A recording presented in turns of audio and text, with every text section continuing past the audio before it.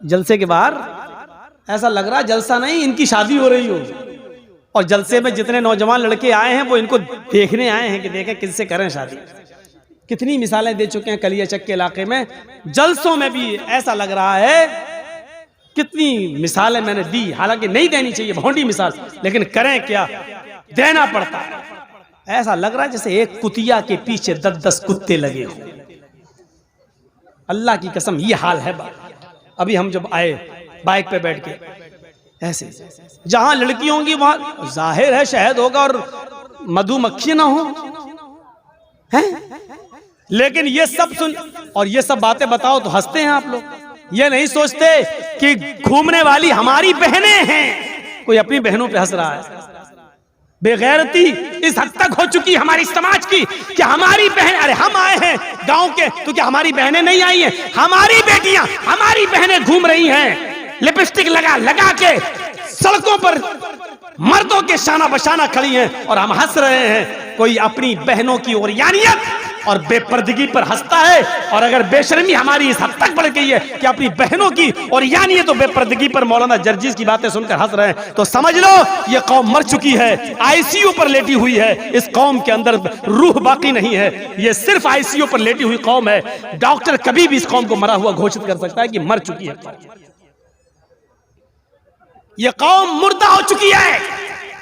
जलसों में, जलसों के नाम पर जमा की हुई भीड़ में लड़कियों और औरतों के लिए बाजार बंद नहीं कराए जा सकते हैं, और जलसों में भी लड़कियां और औरतें शॉपिंग करती हुई नजर आए तो रूह निकल चुकी है इस कौम के अंदर से।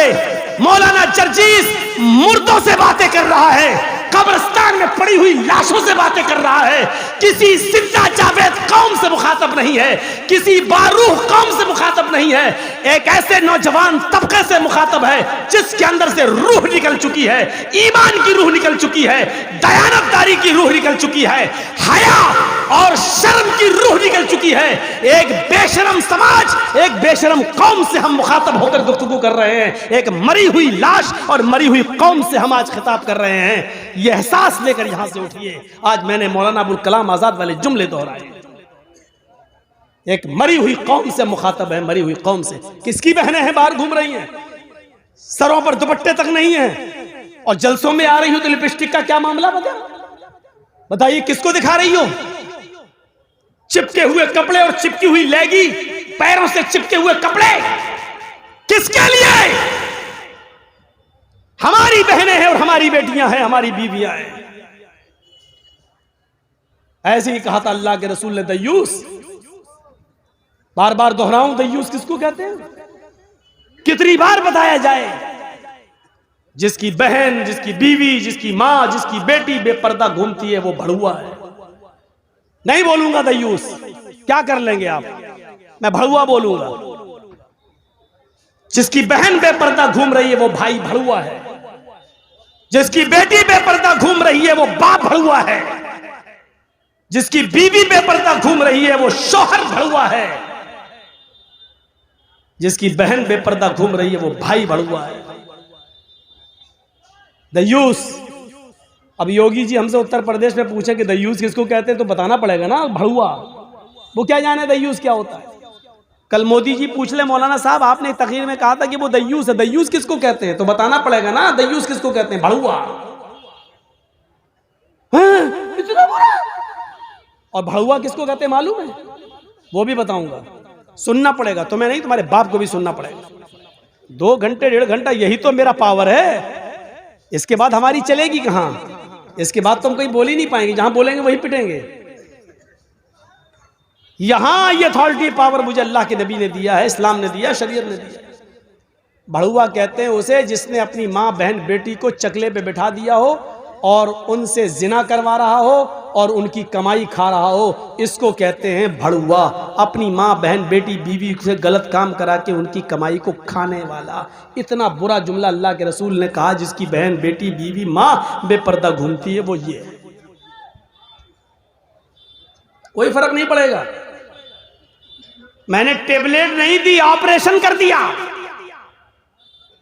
लेकिन कोई फर्क नहीं पड़ेगा। हम जो करते आए वही करेंगे। मन क़रा आयतल कुर्सी बाद सलातिल मक्तूबा लम यमनअहु मिन दुखूलिल जन्नति इल्लल मौत। उस आदमी को जन्नत में जाने से सिवाय मौत के और कोई चीज नहीं रोक रही है। ये मेरी माँ बहनें आई हैं, ये भी सुन लें, ये तुम्हारे लिए अलग से एक डिग्री जन्नत में जाने की। अल मरातु इज़ा सल्लत खम्सहा व सामत शहरहा व अहसनत फरजहा व अतात बालहा फल तदखुल मिन अय्यि अब्वाबिल जन्नति शात। इमाम अहमद अपनी मुस्नद में, इमाम बैहक़ी अपनी सुनन में इस हदीस को लाए हैं। गौर से सुनिएगा। अल्लाह के नबी फरमाते हैं जो औरत 5 वक्त की नमाज पढ़ती हो पाबंदी से, रमजान के पूरे महीने के रोजे रखती हो पाबंदी से, सिवाय उन दिनों के जिन दिनों में अल्लाह ताला ने नमाज औरतों के ऊपर से माफ कर दी है और रोजे को रुखसत कर दिया है। नमाज तो बाद में वो पूरा नहीं करेगी, लेकिन रोजा बाद में पूरा करना पड़ेगा। औरतों को कुछ दिन पीरियड आता है, जिन पीरियड में, जिस पीरियड में, जिस महीने में वो नमाज नहीं पढ़ेंगी। पीरियड किसी औरत को 3 दिन, किसी को 4 दिन, 5 दिन, 7 दिन तक आता है। बहुत सी औरतें ऐसी भी होती हैं कि 15-15 दिन तक भी आ जाता है। तो मैं उस तरह नहीं, जितने दिन जो उसकी आदत है, 3 दिन, 4 दिन, 5 दिन, 6 दिन, आमतौर पे 4-5 दिन होता है। तो मेरे भाइयों, इतने दिन औरतें नमाज नहीं पढ़ेंगी, नमाज ही माफ़ है, जबकि नमाज किसी हाल में माफ़ नहीं है। लेकिन औरतों के ऊपर से उतने दिन की नमाज माफ़ है। ये बाद में जब वो पाक हो जाएंगी, नहा लेंगी, धो लेंगी, तो ये छूटी हुई नमाजें वो नहीं दोहराएंगी, उनको दोबारा नहीं पढ़ना है, जो छूट गई माफ़। और रोज़े के महीने में अगर उनको पीरियड शुरू हो जाए, जैसे मान लीजिए आपके यहाँ 5:30 पर, एक मिसाल दे रहा हूँ, मत कहिएगा कि मौलाना साहब 5:30 ने हमारे यहाँ तो 6 पे हो रहा है, मिसाल मत दीजिएगा, एक मिसाल दे रहा हूँ। 5:30 बजे अगर आपके यहाँ रोज़ा इफ्तार होता है, 5:30 पे टाइम है, और किसी औरत को 5:25 पर महीना शुरू हो गया, पीरियड शुरू हो गया, तो ये रोज़ा पूरा का पूरा उसका जोड़ा नहीं जाएगा, रोज़ा ख़त्म। सुबह 5 मिनट पहले उसको पीरियड आ गया, 5 मिनट छोड़ो, 2 मिनट पहले आ गया, 1 मिनट पहले आ गया, 5:30 टाइम है, 5:29 पे आ गया उसको पीरियड, तो ये पूरा का पूरा रोज़ा उसका शुमार नहीं होगा, ये रोज़ा उसको नहीं जोड़ना है। इसको बाद में पूरा करेगी और इसके बाद जितने छूट जाएंगे उसको, लेकिन सुबह से शाम तक जो भूखी प्यासी रही, इसका सवाब अल्लाह उसको देगा। ऐसा नहीं कि उसको महरूम कर देगा, सवाब मिलेगा उसको, लेकिन रोज़ा नहीं जोड़ा जाएगा, रोज़ा बाद में पूरा करेगी और जितने रोजे छूटेंगे इसके अलावा वो भी। तो जो औरत 5 वक्त की नमाज पढ़ती हो और रमज़ान के पूरे महीने के रोजे रखती हो, वह अहसनत फरजा, और अपनी शर्मगाह की हिफाजत करती हो। शर्मगाह की मैंने बता दिया, शर्मगाह की हिफाजत के 2 माना। एक तो यह है कि कोई औरत अपने शौहर के अलावा किसी और की तरफ नजर न डाले, किसी औरत किसी दूसरे की शर्मगाह को हासिल न करे। और शर्मगाह का एक दूसरा माना हिफाजत का, मोटे कपड़े, गाढ़े कपड़े, ढीले ढाले कपड़े वो अपने जिस्म पर पहने, जिससे उसके जिस्म का नशेब व फराज और उतार चढ़ाव दिखाई न दे। वो अताअत बालहा,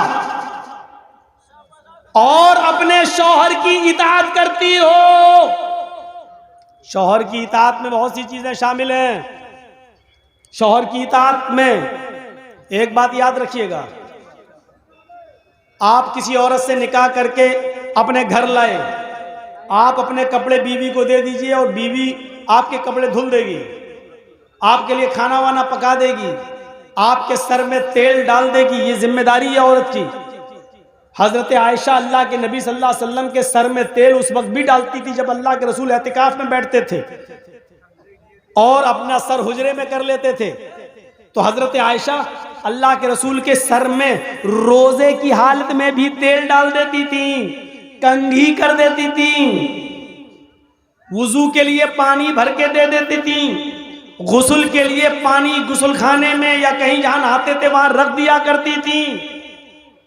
पता ये चला कि कंघी कर देना, शौहर के सर में तेल डाल देना, शौहर के लिए पानी गर्म कर देना या पानी गुस्ल खाने में रख देना, टॉवल वगैरह रख देना, लुंगी वगैरह रख देना कि नहाकर मेरे हस्बैंड चेंज करेंगे, ये सारी चीजें औरत की जिम्मेदारी में शामिल हैं और शौहर की इताअत में शामिल हैं।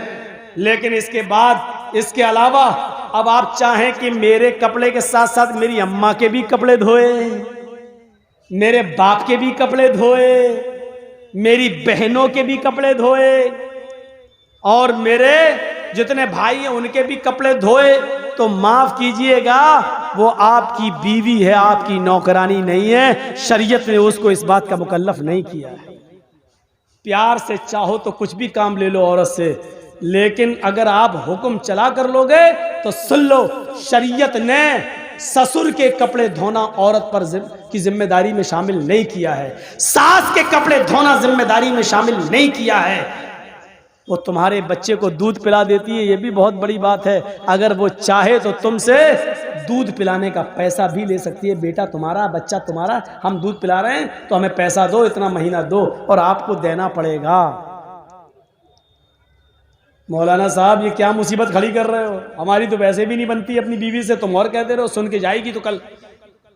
पूरा खर्चा अगर आप अपनी बीवी को नहीं देते हैं तो बीवी को इजाजत है कि वो आपकी पैंट की जेब में से उतना ले सकती है जितने में उसका और उसके बच्चों का खर्चा चल सके। आपको बताए नहीं, इसको चोरी में शुमार नहीं किया जाएगा, वो चोर नहीं लिखी जाएगी। डरो मत। ये मसला जिस जगह मैंने बताया था ना, वहां मेरी भी बीवी गई हुई थी सुनने, दूसरे दिन मेरी जेब से 5000 गायब हुए थे। कोई बड़ी बात नहीं, लेकिन औरतों में कमी होती है। इजाजत दो 2 रुपए की तो निकाल लेती है 200 रुपये, और फिर हिसाब जुड़ा देंगे, इतने में तेल आया, इतने मसाला आया, इतने में चादर, इतने में तकिया, इतने में ये, वो सब हिसाब जुड़ा देंगे। और अभी भी आपसे कहेंगे अभी हुआ क्या, 2 रुपए की जगह 200 ले लिए, कहे अभी हुआ क्या, मेरी पाउंड्स नहीं आई, अभी फेयर एंड लवली बाकी है, अभी तो मेकअप का सामान बाकी है, वो और तो हिसाब और जुड़ा देंगे। शौहरों की खिदमत और इताअत ये शामिल है करेगी।